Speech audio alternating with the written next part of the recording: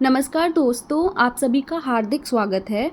रक्षाबंधन सिर्फ एक त्योहार नहीं बल्कि भाई बहन के अटूट प्रेम, विश्वास और रक्षा के पवित्र वचन का प्रतीक है। लेकिन हर साल एक सवाल ज़रूर उठता है, रक्षाबंधन आखिर किस दिन मनाया जाए? 27 अगस्त या 28 अगस्त? राखी बांधने का सही समय क्या है? भद्रा कब लगेगी और पूजा कैसे करनी चाहिए? अगर आपके मन में भी यही प्रश्न हैं तो इस वीडियो को अंत तक ज़रूर देखें। आज मैं आपको रक्षाबंधन 2026 की पूरी और सही जानकारी सरल भाषा में बताने वाली हूँ। तो चलिए शुरू करते हैं। चलिए जानते हैं दोस्तों, रक्षाबंधन 2026 कब है। दोस्तों, वर्ष 2026 में रक्षाबंधन शुक्रवार 28 अगस्त को मनाया जाएगा। बहुत से लोगों के मन में 27 और 28 को लेकर भ्रम है।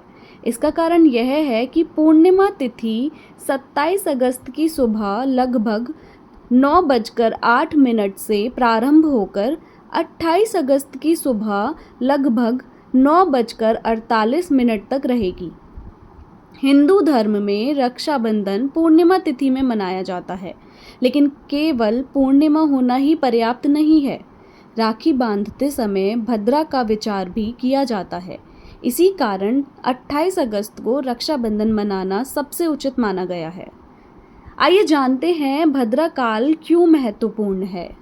शास्त्रों के अनुसार भद्रा काल में कोई भी शुभ कार्य करना उचित नहीं माना जाता। मान्यता है कि इसी कारण भगवान श्री कृष्ण ने भी द्रौपदी सहित कई प्रसंगों में शुभ कार्यों के लिए भद्रा समाप्त होने की प्रतीक्षा करने का महत्व बताया है। इसीलिए रक्षाबंधन पर भी भद्रा समाप्त होने के बाद ही राखी बांधी जाती है।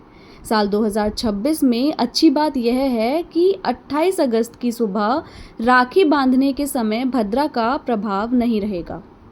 चलिए अब जानते हैं राखी बांधने का शुभ मुहूर्त।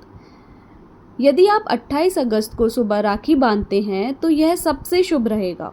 सुबह लगभग 5:57 से लेकर 9:48 तक का समय राखी बांधने के लिए अत्यंत शुभ माना जा रहा है। ध्यान रखें कि आपके शहर के अनुसार समय में कुछ मिनटों का अंतर हो सकता है, इसलिए अपने स्थानीय पंचांग की भी पुष्टि अवश्य करें। चलिए जानते हैं रक्षाबंधन की पूजा सामग्री। एक सुंदर थाली में रखें रोली या कुमकुम, हल्दी, अक्षत, राखी, दीपक, मिठाई, फूल और यदि संभव हो तो थोड़ा सा नारियल भी रखें। चलिए अब जानते हैं पूजा की विधि।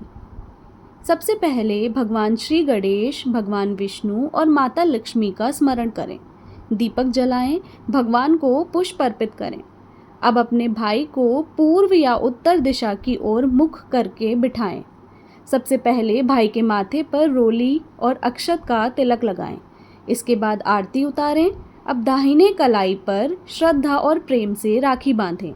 राखी बांधते समय मन ही मन भाई की लंबी आयु, उत्तम स्वास्थ्य, सफलता और सुखी जीवन की प्रार्थना करें।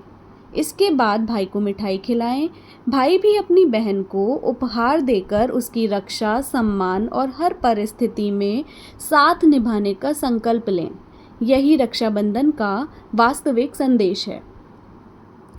रक्षाबंधन का महत्व क्या है, आइए जानते हैं।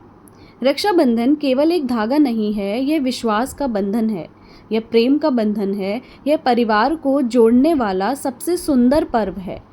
यह हमें सिखाता है कि रिश्ते केवल खून से नहीं बल्कि विश्वास, सम्मान और जिम्मेदारी से मजबूत होते हैं।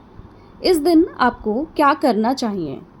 इस दिन सुबह स्नान करके स्वच्छ वस्त्र पहने, भगवान विष्णु और माता लक्ष्मी की पूजा करें। अपने माता पिता और गुरुजनों का आशीर्वाद लें। ज़रूरतमंद लोगों को भोजन, वस्त्र या अपनी क्षमता अनुसार दान करें। घर में प्रेम और सौहार्द का वातावरण बनाए रखें। अब रक्षाबंधन वाले दिन हमें क्या नहीं करना चाहिए? राखी भद्रा काल में नहीं बांधनी चाहिए। भाई बहन को इस दिन क्रोध, विवाद और कटु वचन से बचना चाहिए। किसी का अपमान ना करें। घर में नकारात्मक वातावरण ना बनने दें। चलिए जानते हैं रक्षाबंधन की पौराणिक कथा। कहा जाता है कि एक बार देवताओं और दानवों के बीच भीषण युद्ध हुआ।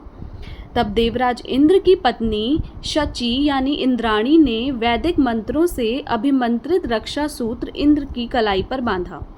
उस रक्षा सूत्र के प्रभाव से इंद्र ने विजय प्राप्त की।